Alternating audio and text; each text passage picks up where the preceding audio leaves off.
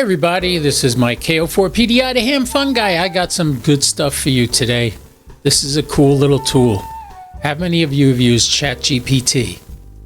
Yeah, with your voice, where you can ask it questions and it responds back to you in the voice you choose to respond. So since I don't have a girlfriend, I picked a female voice, and we're going to take a look at it right now and try a couple of little experiments with it dealing with ham radio.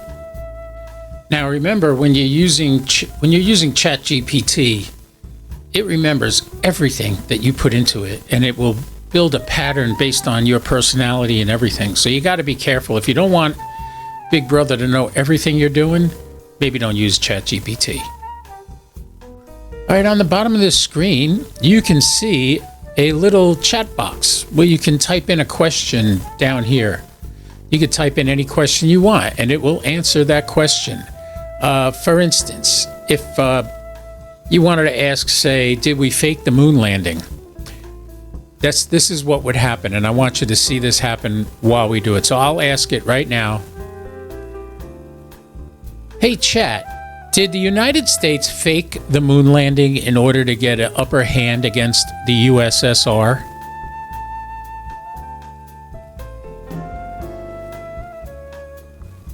The idea that the United States faked the moon landing as a way to gain an upper hand against the Soviet Union is a conspiracy theory that has been thoroughly debunked.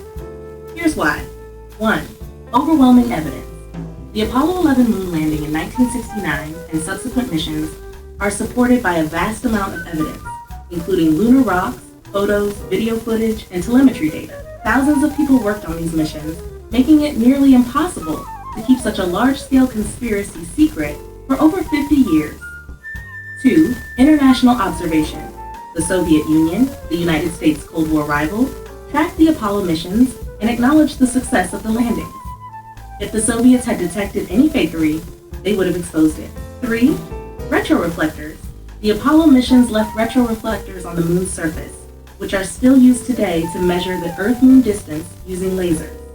This equipment, visible only from the moon, provides physical proof of the landing. 4. Lunar Reconnaissance Orbiter, LRO.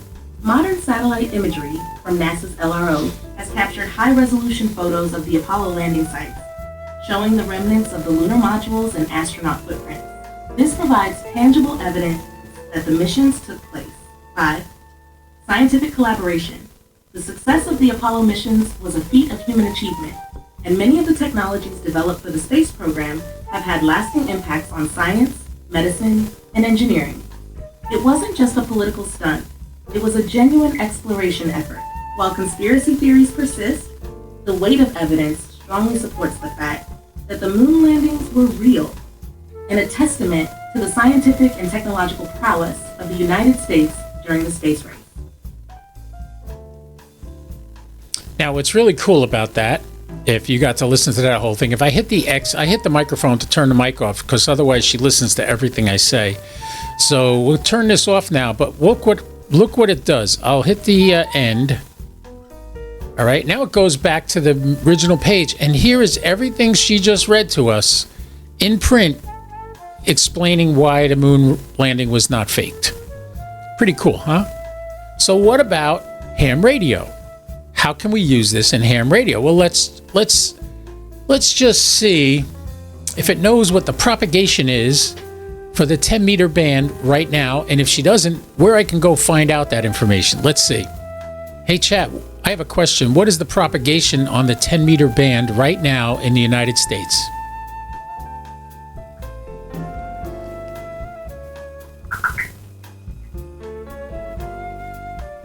Right now, the propagation on the 10-meter band in the United States is generally favorable, though there are some variations. The solar conditions are currently active with a solar flux index of 175, Wow. indicating relatively strong solar activity. It's pretty good. This tends to benefit higher frequency bands like 10 meters during daylight hours, offering better conditions for propagation. Additionally, the K index, which measures geomagnetic activity, is at a low level of 1, meaning the Earth's magnetic field is quiet, further supporting good propagation conditions.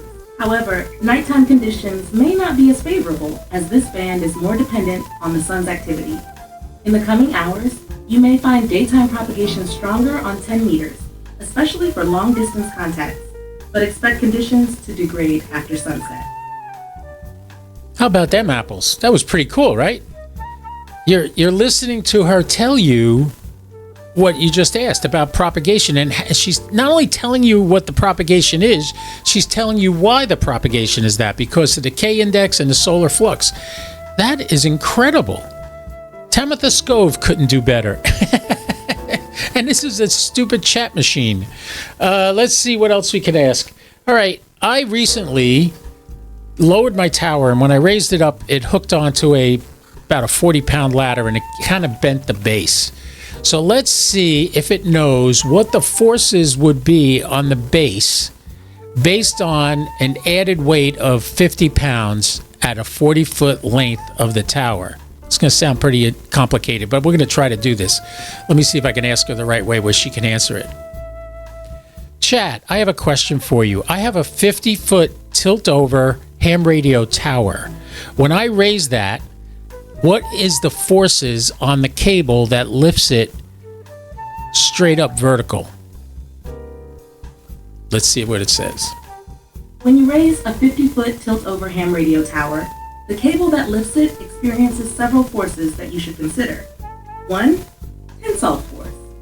As the tower is lifted, the cable holds the weight of the tower. The force is highest when the tower is near horizontal, just before lifting off the ground, and decreases as it rises. The force on the cable depends on the weight of the tower and the angle of elevation. As the tower starts to tilt upwards, the cable force decreases, but it will still need to counterbalance the weight of the structure and any added antennas or equipment. 2. Frictional force. The tilt-over mechanism typically includes friction, especially in the hinge and bearings, which will add to the resistance the cable must overcome. Friction decreases the overall efficiency of lifting and adds to the load on the cable. 3. Dynamic forces. During the actual movement, especially if the tower is not raised smoothly, there can be dynamic forces due to inertia. For example, if the tower is jerked or if wind resistance plays a role, the forces acting on the cable can be momentarily higher. 4. Wind load. If you're raising the tower in windy conditions, the wind can exert significant force on the structure. As the tower tilts, the wind load could increase, creating additional strain on the cable, particularly if the tower is not yet fully upright or is halfway up. 5. Safety factor. When designing or evaluating the lifting cable, engineers typically include a safety margin to account for unforeseen forces, including weather conditions, the integrity of the cable, and the mechanical limits of the tower. This ensures that the cable doesn't snap under load, even if some unexpected forces arise. Calculating the exact forces involves knowing the weight of the tower, the type of lifting mechanism, and factors like angle, wind conditions, and tower load. You might also need to use physics principles such as vector analysis and leverage calculations to understand the torque and forces involved at various stages of raising the tower. Would you like to dive deeper into the math or calculations for this process? No, that's okay. Thank you very much.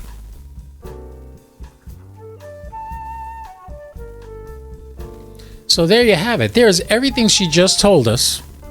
And you can look at that and save that, or you could post that on a website or whatever. But seriously, OpenAI and artificial intelligence is a scary thing. I agree.